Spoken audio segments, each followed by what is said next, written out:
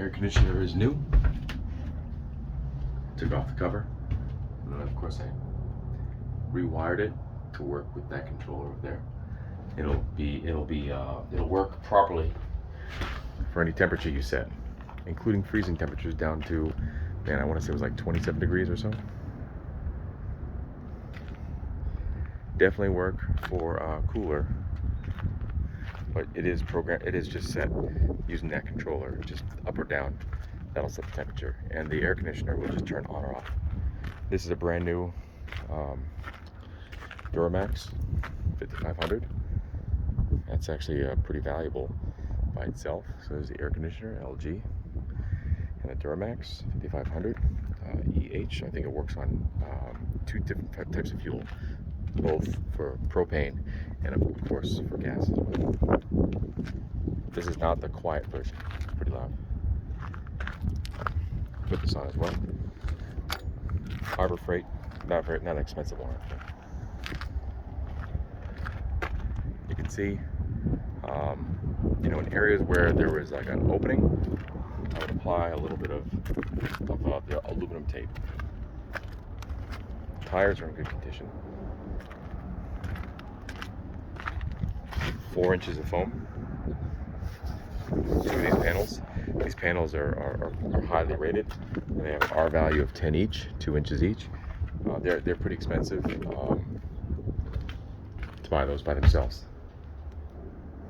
The construction, it's on the top, bottom, and sides. All has 4 inches minimum. The bottom also has, I want to say it's 3/4 inch. It's a high-end piece of plywood, and then of course like some linoleum on top of that. Linoleum is kind of soft, so I believe that linoleum will get all scratched up. I haven't used this truck much. I know it works because I've used it a little bit, and it works really well. It holds the temperature extremely well, actually. And then also, one thing that's not talked about, or not shown rather, is I bought one of those freezer curtains that hang. I believe it's 6 feet or so. It's definitely bigger than the opening of the door.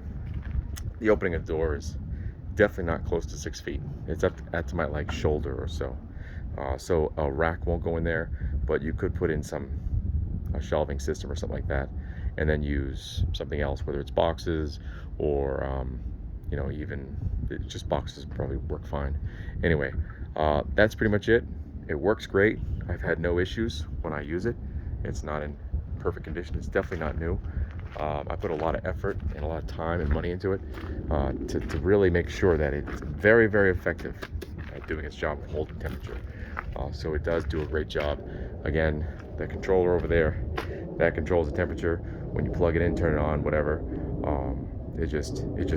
it quickly goes. It takes maybe 30 minutes to drop considerably.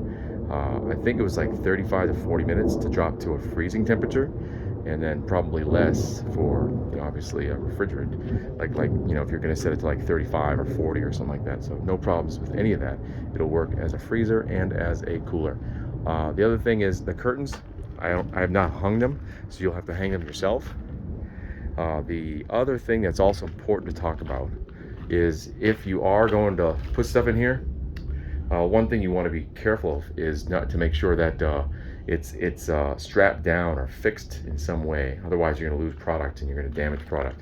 You cannot strap directly to these foam panels. Obviously it won't work. I've used 3/8 lugs or whatever to hold the panels between the panels, but that's not holding any weight. There's no bearing in there. Obviously there's all kinds of foam that I squirted in between all the cracks and stuff like that to really make sure it's airtight all the way around in all surfaces. But if you want to put a shelving or some sort of rack system in here or something, then you'd have to go through the foam and then actually through the other side, something like that. And obviously here, where there's rivets or screws rather, that's where the framing is. So it'll give you a good indicator of where the frame is. The metal frame. It's about an 8-inch thick, and it's steel. It's not stainless, just plain carbon steel. So you can do it and have a good sturdy system put in here. But I do not recommend just dropping things in here unless you put them in like boxes. If you put them in boxes and line them up on the floor, that'll work well. Maybe with a rubber pad on the bottom, that'll definitely work well. But if other than that, if you're going to transport them, you definitely don't want to put them on racks because they will move around and they will get damaged. I'm doing a lot of distribution right now these days, and I'm not using this. But we have refrigerated trucks and stuff like that that we're now getting into and stuff. And yeah, it doesn't take much to damage some product, to be honest. So it's definitely good to have something, whether it's like a rubber pad on the bottom and just put product on the bottom, and then they won't shift around as much. In boxes, so they won't open as well. That's pretty much it. Not rocket science or anything. You can put a shelving system in here. You can definitely not use a rack, a standard rack, close to 6 feet. This is about 5 feet, maybe 5.5 feet or so. So not tall enough. But I'm not sure you'd want to either. First of all, you'd have to get the rack up that step. It's probably better just to use like boxes or totes or something, and then drop them in there, and that also makes it easier to like load and unload, and it protects the product. More importantly, when you get a rack moving around with that stuff, I don't know, if you're going to drop it off at a customer, it could end up getting damaged because you can't control the surfaces. You got driveways with cracks and all kinds of things and vibrations and stuff, and all of a sudden you've got a situation where product gets damaged. So the best thing is probably not to use a one of those racks directly in the trailer. I recommend something a little different. Anyway, I hope this video helps, and yeah, I'll talk to you about the price and everything else. So talk to you soon. Take care. Bye.